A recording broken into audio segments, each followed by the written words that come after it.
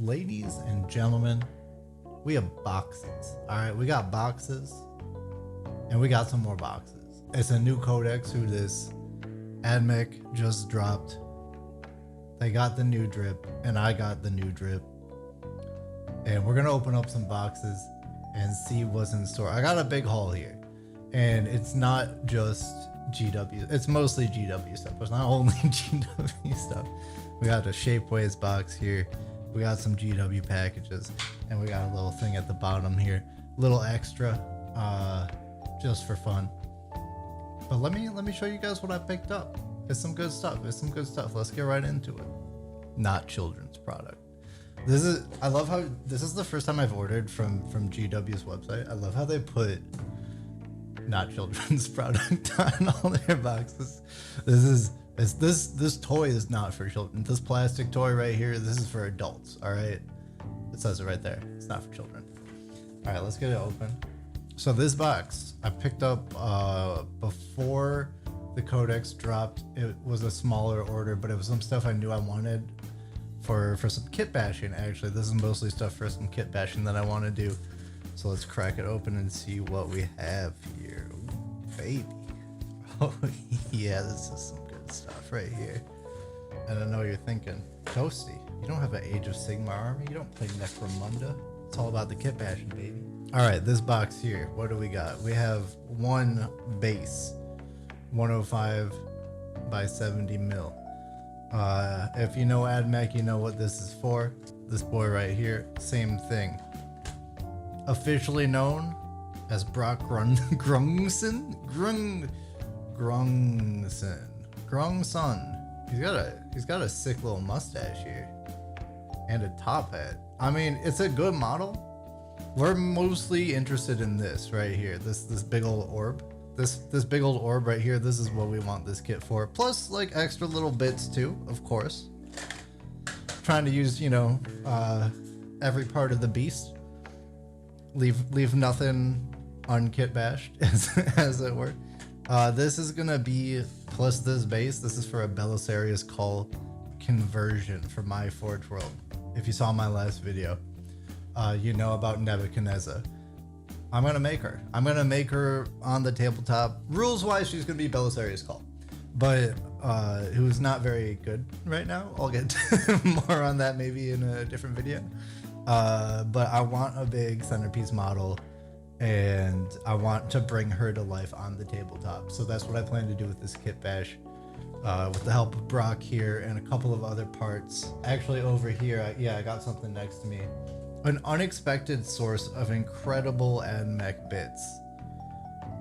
We got Zoids. I don't know why this one's in Korean. I have no idea. I bought it off of Amazon. But these models have some incredible mechanical bits. If you're looking for legs or like talons or, you know, like little shell pieces and like little gears and servos and stuff like that, these Zoids kits, they're fantastic. They got some great bits. So we're gonna use some Zoid stuff. We're gonna use Brock here. We're gonna use a lot of green stuff, some actual Admech stuff too, for sure. Little Greeblies. We're gonna make Nebuchadnezzar, and it's gonna be sick. And I'll try to stream that process or make some videos on that process, because I'm sure, you know, kit bashes I think are always kind of interesting to watch because everybody does it a little bit differently, and I've never kit bashed before. So that is a big kit bash project. These two, more kit bashing, a little. This is like the practice round. This is the goal. This is the goal kit bash. These ones are like the practice round here. Necromunda, Delat Gang. People who play Admech often have a common point of bonding, which is that we don't like the Electro Priest models. They don't look good. They don't match the rest of the army. They don't look terrible in a vacuum. They don't look bad, but compared to the rest of the aesthetic that Admech has going on, I feel like they're very out of place. So these guys are going to be my Electro Priests, and they come in a box of 10, which is really convenient because that's how many Electro Priests I want to run. This box was like 50 bucks, 40 bucks for 10 models, and Electro Priests are like $50 or $60 for 5, so it's a little bit of a financial choice as well. But we can kit bash some different arms on these guys, make them more melee oriented, and they look like pretty cool. These are like way more of like covert, kind of cool looking dudes with neat robes, and even their heads. I like their heads with their little sort of like ocular implants and things like that. It's a cool model range. I like Delac quite a bit, and I think it fits very naturally with sort of like the Admech aesthetic, especially if you're going for more of like a stealthy Forge World like mine. Practice round number 2. My favorite Age of Sigmar army range, even though I don't play Age of Sigmar, but if I were to build an Age of Sigmar army, it would most definitely be Nighthaunt, I think, or Skaven. Skaven's cool too, but Nighthaunt have some gorgeous models, and these guys right here, these Blade Geist Revenants with their drapey cloaks and their floaty spookiness. These guys, I'm turning them into Ruststalkers. And if you don't know what Ruststalkers are, they're close combat melee assassins of the Adeptus Mechanicus. And I actually just built up some infiltrators with the normal kit. It's the same kit. Ruststalkers and infiltrators have the same kit. There's only one set of bodies, but it comes with both head options. There's head options for Ruststalkers and infiltrators. And there are many arms for different weapon options. And I'm gonna try and do sort of a head swap with like scoop their sort of helmets out and put in the Admech heads and swap their arms and put in the Ruststalker weapons. And there's enough leftover bits in that infiltrator and Ruststalker kit that I should be able to make 2 squads of Ruststalkers, 2 5-man squads of Ruststalkers out of these 10 bases, which is pretty sick. I won't have enough heads, but I'll have enough arms to do both kind of weapon loadouts that Ruststalkers can have. I don't know what I'll do for the other set of heads. Maybe I can find some on eBay or something. Haven't gotten that far yet. I want to try it once first and kind of see how that goes. But these guys are absolutely gorgeous sculpts. Plan to make some green stuff mechadendrites and just get some like cabling floating out, make them look a little bit more mechanical. Get some, again, maybe some greeblies going, maybe some backpacks going, to make them look a little bit more in line with the rest of the Admech, but still kind of these like creepy floaty dudes with a bunch of swords attached to their arms. So I got those 2 kit bashing projects, my HQ kit bashing project, and that was this box. That was before the Codex dropped. This one is Shapeways. Shapeways, if you don't know, is a 3D printing marketplace where they actually, I don't have a 3D printer. I don't have the space or the time to really learn 3D printing or set up a printer in my apartment. I have a tiny apartment. And yeah, I just don't have space for 3D printing. But what Shapeways does, hashtag not sponsored, is they actually print out stuff for you from the 3D prints that are available on their website, which is super cool. I wanted a very specific look for my Electro Priests, and I wanted very specific arms for them. But it's freaking impossible to find in any official products that GW makes, basically. So I decided to go with the 3D printing route.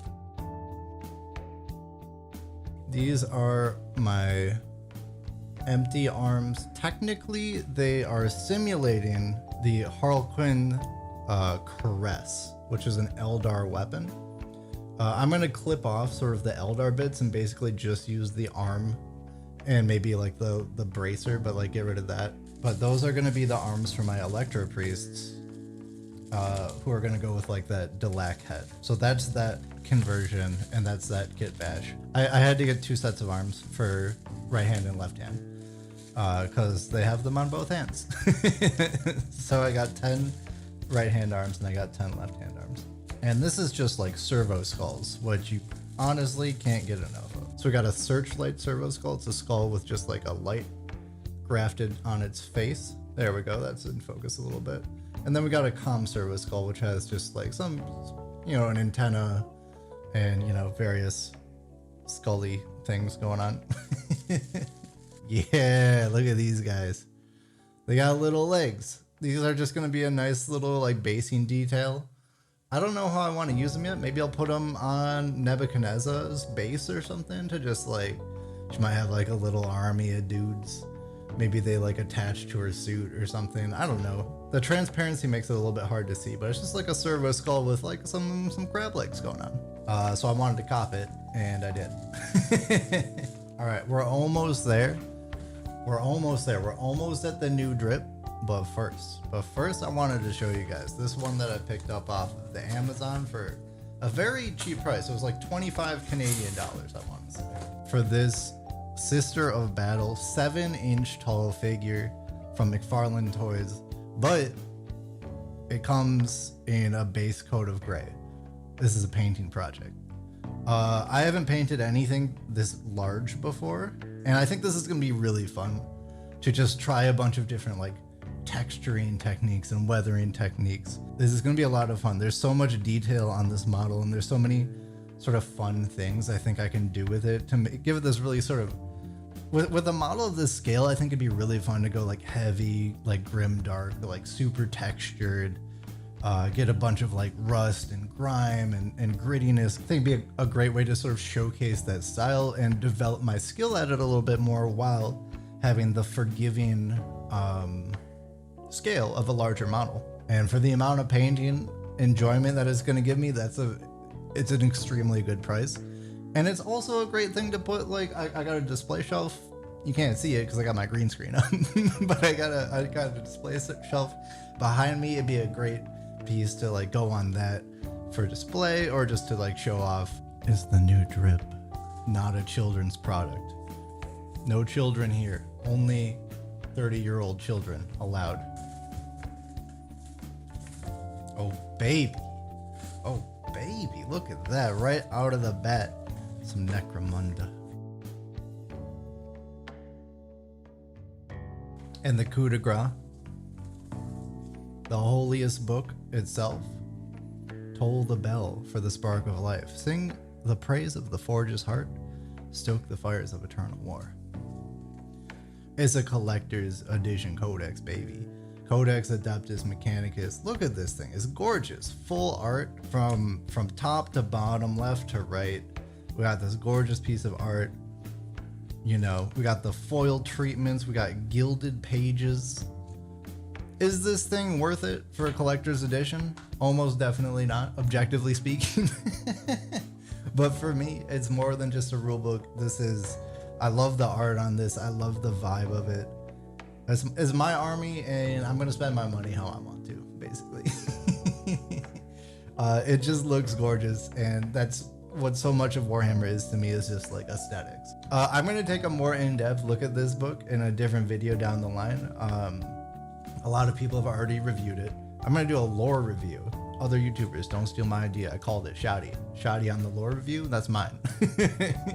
As long as there's something to make a video about it. If it's like really bad, or like really there's nothing there to cover, then maybe not, but there should be some good stuff in there. Let's get on to the actual models though. 2 copies of the newest model released for Admech. This is the Skitarii Marshal. He looks super nice, and I think I want to run 2. It seems like a good idea to run 2 in sort of the virtual playtesting I've done, and theory crafting and talking on the Discords. A lot of people think 2 marshals is like pretty good, and if I don't run both of them, then that's fine too. It's still like more models to paint. It's more fun to have. These are my singular favorite model in the entire Adeptus Mechanicus line. Admech, I think, has gorgeous models overall. I think they've done a wonderful job with the range, with some exceptions like Electro Priests. These little doggos, Cerberus Raiders. I'm gonna build them as Sulfur Hounds, which are on the back here.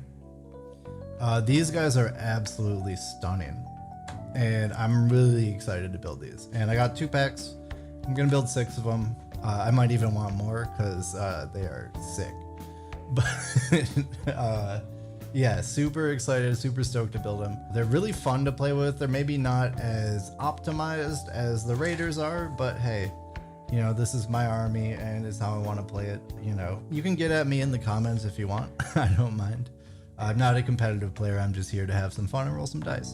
And then we got some more Necromunda. Toasty, you serious? You don't play Necromunda. These two are gonna be converted into Castellan robots. And if you know Admech, you'll know Castellan robots. They are big, Baymax looking dudes. Corporate needs you to find the differences between this picture and this picture. Intel has told us there are at least 7. Okay, I already see one. Give me. Okay. They're the same picture.